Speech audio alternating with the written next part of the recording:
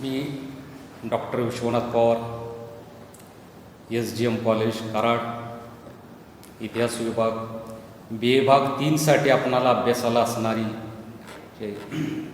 जो पेपर आहे क्रांत्यांचे युग, आणि यामधील एक अत्यंत महत्त्वाची अशी जी राज्यक्रांती आहे ती 1789ची फ्रेंच राज्यक्रांती, त्याचा आढावा आज आपण घेणार आहोत. आणि त्यामध्ये ही जी क्रांती झाली, या क्रांतीची कारणं काय आहेत त्याचा आज आपण परामर्श घेणार आहोत. ही फ्रेंच राज्यक्रांती एवढी महत्त्वाची क्रांती आहे की या क्रांतीने जगावरती प्रभाव निर्माण केलेला आहे.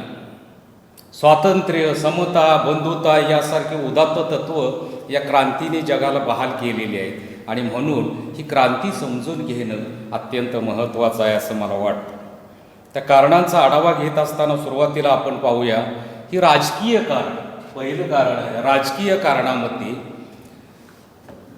पहिला घटक आहे तो म्हणजे ब्युरबॉन घराणं जे आहे त्यांची 250 वर्षाची राजवट आहे, आणि हे राज्यकर्ते जे आहेत हे अत्यंत जुलमी राज्यकर्ते आहेत. प्रजेवरती अमानुष असा कर आकारत आहे, प्रजेची कसल्याही प्रकारची काळजी घेत नाही. आपण म्हणतो की राजा कसा असावा यावरती प्रजा अवलंबून असते, यथा राजा तथा प्रजा. परंतु हे राज्यकर्तेच अशा प्रकारे जुलमी निघाली आणि यामुळे ही क्रांती घडून आली. ते राज्यकर्ते काय म्हणतायत की दैवी अधिकाराच्या वरदानाचा सिद्धांत मानणारे ते म्हणतात की परमेश्वराने आम्हाला इथं राज्यकारभार करण्यासाठी पाठवलेलं आहे. अशा प्रकारची भूमिका असणारे हे राज्यकर्ते, यामुळे ही क्रांती घडून आलेली आहे असं आपणाला दिसून येईल. फ्रान्समध्ये कायदा आणि न्यायव्यवस्थेमध्ये मोठ्या प्रमाणावरती गोंधळ होता. असं म्हटलं जातं की फ्रान्समध्ये प्रवास करताना जितक्या वेळा घोडी बदलावी लागत नाही तितक्या वेळा कायदा बदलताना पाहावयास मिळतो. अशी परिस्थिती पाहावयास मिळते. प्रांतामध्ये वेगवेगळे कायदे, धार्मिक कायदे वेगळे, सामाजिक कायदे वेगळे, आर्थिक कायदे वेगळे, फौजदारी कायदे वेगळे, आणि प्रांतामध्ये यामध्ये एकवाक्यता नाही. देशभरामध्ये एक कायदा नाही. कायद्यामधला गोंधळ जो आहे यामुळे ही क्रांती घडून आलेली आहे असं आपणाला दिसून येईल. राजकीय कारणामध्ये अत्यंत महत्त्वाची जी कारणं आहेत ती म्हणजे मेरी अंटायनेट आणि 16वा लुई, की ज्यांच्या कालखंडामध्ये ही क्रांती झाली. ही मेरी अंटायनेट ही ऑस्ट्रियाची राणी मेरिया थेरेसा हिची कन्या. ऑस्ट्रिया आणि फ्रान्स यांच्यामध्ये सातत्याने युद्ध होत होती, आणि ही युद्ध थांबावीत, दोन्ही देशामध्ये सौजन्याचं वातावरण निर्माण व्हावं, मैत्रीपूर्ण संबंध निर्माण व्हावेत, यासाठी या मेरी अंटायनेटचा विवाह या 16व्या लुईसशी लावून देण्यात आलेला होता. मेरी अत्यंत सुंदर होती, पण तितकीच ती हट्टी होती, तितकीच ती दुराग्रही होती. फ्रेंच जनतेचा तिरस्कार करणारी होती. ती फ्रान्सची राणी झाली, पण फ्रेंच लोकांविषयी तिला अजिबात प्रेम नव्हतं. तिचं प्रेम होतं ते माहेरवरती, ऑस्ट्रियावर. फ्रेंच जनतेचा तिरस्कार करत होती आणि अत्यंत चैनी विलासी होती. तिच्या या चैनी खातर फ्रान्सची तिजोरी तुटीत गेली, आणि म्हणून या मेरी अंटायनेटला तुटीची राणी असं संबोधलं जातं. मेरी ही एवढी लावण्य होती, सौंदर्यपूर्ण होती. ही हॉरेस वॉल्पो म्हणतो की ज्यावेळी मेरी दरबारात येत असते त्यावेळी साक्षात सौंदर्य देवता आपल्यासमोर येते आहे असा भास होत होता. अशी परिस्थिती होती. अहो, तुम्हाला सांगायचं मित्र हो, म्हणजे मेरीचा झगा तुम्हाला माहिती नाही किती लांबीचा असेल. 25 फूट लांबीचा झगा होता, आणि तो सावरण्यासाठी दासदाशी किती असते. आजच्या स्वच्छतेच्या कालखंडात अशी झगे असते तर बरं झालं असतं असं वाटते. अशी ही मेरी अंटायनेट की जिच्यामुळे ही क्रांती झाली आपल्याला दिसून येतं. अहो मेरी काय बोलली, ज्यावेळी लोकांनी वारसाईच्या राजवाड्यावरती मोर्चा आणलेला होता आणि लोकांची एकच मागणी होती की आम्हाला भाकरी द्या, भाकरी म्हणजे ब्रेड ब्रेड ब्रेड आणि ब्रेड. यावेळी मेरी काय म्हणते की ब्रेड मिळत नसेल तर केक खा, आणि केक मिळत नसेल तर लोणी खा. आता लोणी मिळत असतं तर ब्रेड मागायला लोक आले असते. पण अशी ही उद्दाम राणी, आणि यामुळे ही क्रांती घडून आलेली असं दिसून येईल. हा 16वा लुई की ज्याच्या कालखंडामध्ये ही क्रांती घडून आली. राजा कसा नसावा याची जी उदाहरणं दिली जातात यात 16व्या लुईचं आपणाला द्यावं लागेल.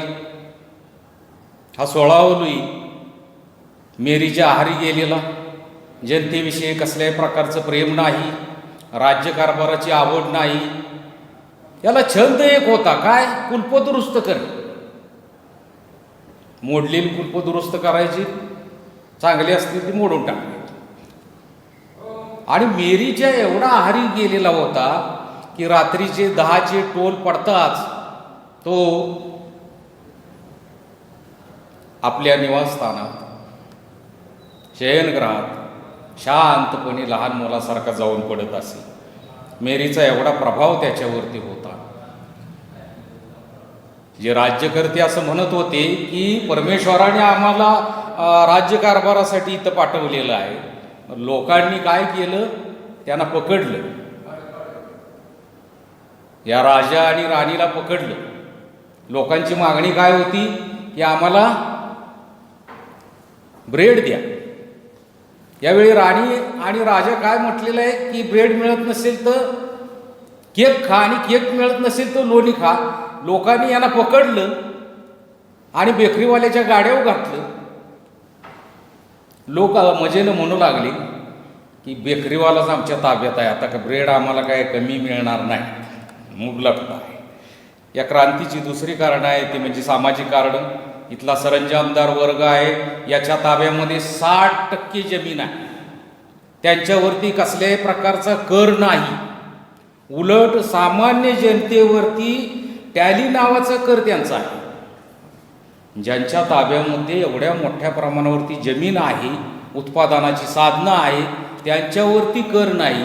आणि सामान्य जनता जे हालापिष्टीत जीवन जगते आहे त्यांच्यावर पुन्हा राजाचा कर 80% आहेच आहे, पुन्हा सरंजामदाराचा टॅली नावाचा कर आहे.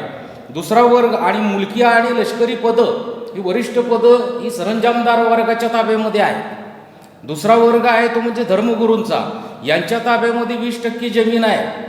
मग यामध्ये जे लोक आहेत ते सर्वसामान्य जनतेवरती त्यांचा पुन्हा टाईप नावाचा कर आहे. आणि तिसरा वर्ग आहे तो म्हणजे सर्वसामान्यांचा. हा वर्ग जवळजवळ 90-95% असणारा वर्ग, त्यांच्या ताब्यामध्ये फक्त जमीन किती आहे? 20% जमीन आहे. आणि 80% कर हे भरताय, राजाला देत आहे. टॅली नावाचा कर हा सरंजामदाराला देत आहे, टाईप नावाचा कर हा धर्मगुरूंना देत आहेत.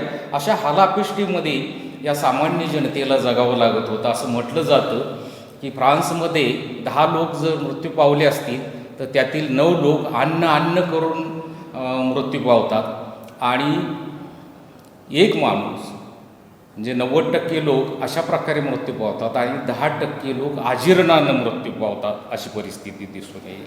त्यानंतरचं कारण आहे ते म्हणजे धार्मिक कारण. या धार्मिक कारणामध्ये आपण पाहिलं तर खऱ्या अर्थानं धर्माची व्याख्या करताना आपण पाहतो की जो समाजाची धारणा करतो तो धर्म, पण ज्यांच्यावरती धर्म समजावून सांगण्याची जबाबदारी होती, ज्यांच्यावरती समाज पुढे नेण्याची जबाबदारी होती, असा हा कार्डिनल, आर्चबिशप, बिशप, बिकन यासारखा हा जो वर्ग आहे, हे अधिकारी आहे, हे चैनी विलासी असे बनलेले आहेत. 25,000 लोक आणि 35,000 स्त्रिया, हे सगळे अविवाहित आहेत. आणि हे कुठे आहेत? धार्मिक मठाच्या ठिकाणी आहेत, जे नाव देवाचं आणि विलासबुवाची अशी फ्रान्समधली परिस्थिती होती असं आपणाला दिसून येईल. धार्मिक कारणं ही फ्रेंच राज्यक्रांतीसाठी कारणीभूत ठरलेली आहेत असं आपणाला दिसून येईल. त्यानंतर आर्थिक कारणाचा आपण आढावा घेऊया. सरंजामशाही व्यवस्था ही या फ्रेंच राज्यक्रांतीचं महत्त्वाचं कारण आहे. कारण ही सरंजामदार आहेत, यांच्या ताब्यामध्ये उत्पादनाची साधनं आहेत, इथली अर्थव्यवस्था पूर्णपणे त्यांच्या ताब्यामध्ये आहेत. सामान्य जनता नागवली जाते आहे, आर्थिकदृष्ट्या पिचली जाते आहे. माणूस क्रांतीसाठी केव्हा उद्युक्त होतो? ज्यावेळी सामाजिक विषमता निर्माण होती, आर्थिक विषमता निर्माण होती, धार्मिक विषमता निर्माण होती, त्यावेळीच तो क्रांतीसाठी तयार होतो.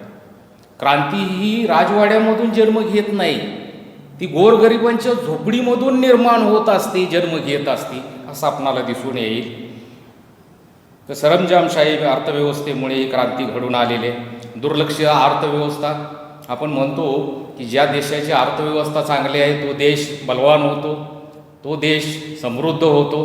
पण इथली अर्थव्यवस्था सततची युद्ध आणि ज्यांच्या ताब्यामध्ये प्रचंड उत्पादनाची साधनं आहेत, जमीन आहे, त्यांच्यावरती कसल्याही प्रकारचा कर नाही, सामान्य जनता मात्र पिचली जाते आहे. म्हणजे दुर्लक्षित अर्थव्यवस्था, राज्यकर्त्यांचं अर्थव्यवस्थेकडे कसल्याही प्रकारचं लक्ष नाही. व्हर्सायच्या राजवाड्याचा जर विचार केला तर या राजवाड्यावरती 1800 लोक कर्मचारी राजा आणि राणीच्या दिमतीसाठी होते. एकट्या मेरी ऑन्टायनेटच्या दिमतीसाठी 500 दासदासी होत्या. त्या काय सेवा करत असतील समजत नाही.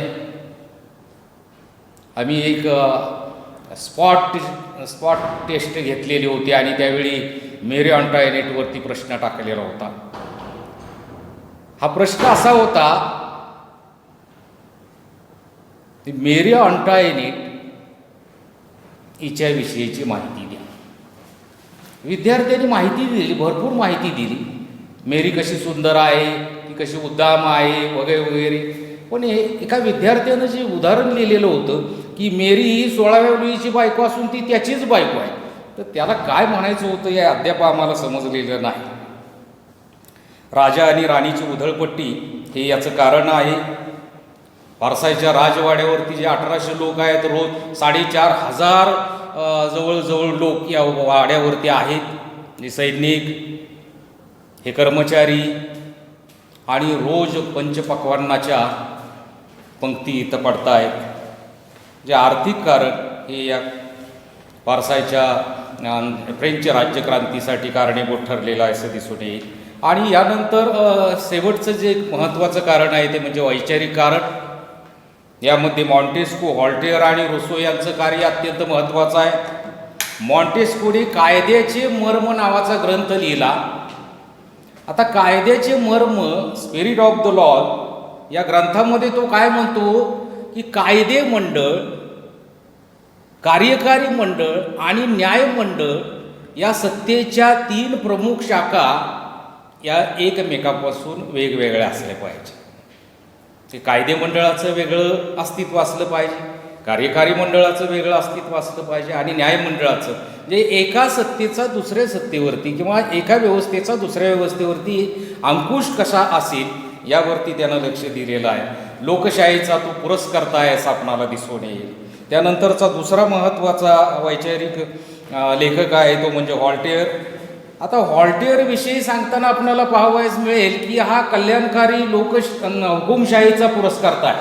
त्याला लोकशाही मान्य नाही. तो म्हणतो लोकशाहीमध्ये विकास साधला जात नाही आणि म्हणून हुकुमशाही पाहिजे, परंतु ती कशी पाहिजे? कल्याणकारी पाहिजे, असं मत व्हॉल्टेअरनं मांडलेलं आहे. तो म्हणतो की जर ईश्वर या जगात असेलच तर त्याला शोधून काढलं पाहिजे. व्हॉल्टेअर, मॉन्टेस्क्यू यांनी जी वैचारिक पार्श्वभूमी निर्माण केली ही फ्रेंच राज्यक्रांतीसाठी अत्यंत कारणीभूत ठरलेले आहे असं दिसून येईल. आणि यानंतरचा अत्यंत महत्त्वाचा असा वैचारिक विचारवत लेखक, वक्ता रुसो हा फ्रेंच राज्यक्रांतीसाठी कारणीभूत ठरलेला आहे. नेपोलियन बोनापार्टनं असं म्हटलेलं आहे की जर रुसो झाला नसता तर फ्रेंच राज्यक्रांती झाली नसती. या रुसोने सोशल कॉन्ट्रॅक्ट नावाचा ग्रंथ लिहिलेला आहे, एमिल नावाचा ग्रंथ लिहिलेला आहे. या ग्रंथामध्ये तो म्हणतो की मनुष्य हा जन्मतः स्वतंत्र आहे, त्याला स्वातंत्र्य देण्याची गरज नाही. तो काय म्हणतो या सोशल कॉन्ट्रॅक्टमध्ये? तो म्हणतो की राजाला राजेपद हे आपण बहाल केलेलं आहे, जनतेनं दिलेलं आहे. जे राजाचं राजपद हे आपण मान्य केलेलं आहे, तुम्ही आम्ही सर्वांनी मान्य केलेलं आहे. आणि याच्या बदल्यात राजाने जनतेची काळजी घेतली पाहिजे, जनतेला चांगल्या प्रकारची राजवट दिली पाहिजे. जर राजा अशा प्रकारची राजवट देऊ शकत नसेल तर या राजाला सत्तेवरून खाली खेचण्याचा अधिकार तुम्हा आम्हा सर्वांचा आहे. रुसोने जी वैचारिक पार्श्वभूमी फ्रान्समध्ये निर्माण केली, यामुळे फ्रेंच राज्यक्रांती घडून आली असं आपणाला दिसून येईल. फ्रेंच राज्यक्रांतीसाठी जे राजकीय कारण, ब्युर्बॉन घराणा असेल, दैवी अधिकाराचा सिद्धांत असेल, प्रशासनामधला गोंधळ असेल, मेरी अंटायनेट असेल, 16 वलय असेल, ही कारणे मूळ ठरलेली आहेत. सामाजिक कारणामध्ये सरंजामदार वर्ग, धर्मगुरूंचा वर्ग, सर्वसामान्य जनता या घटकांचा आपण आढावा घेतला. धार्मिक कारणाचा आपण आढावा घेत असताना पाहिलं की इथले कार्डिनल असेल, बिशप असतील, आर्च बिशप असतील, या लोकांनी जनतेला खऱ्या अर्थाने धर्म समजावून सांगण्याची जबाबदारी होती, पण ते त्यांनी केलं नाही. ते उलट आपल्या कर्तव्यापासून कोसो दूर राहिले आणि यामुळे फ्रेंच राज्यक्रांती घडून आली. इथली आर्थिक स्थिती अत्यंत डबघाईची झालेली होती आणि त्यातच वारसाच्या राजवाड्यावरती जे काय 4,500 लोक होते, पंचपक्वान्नाच्या पंक्ती उठत होत्या, 1800 लोक दिमतीसाठी होते आणि फ्रान्सची अर्थव्यवस्था मात्र पूर्णपणे बिघडलेली होती असं आपणाला दिसून येईल.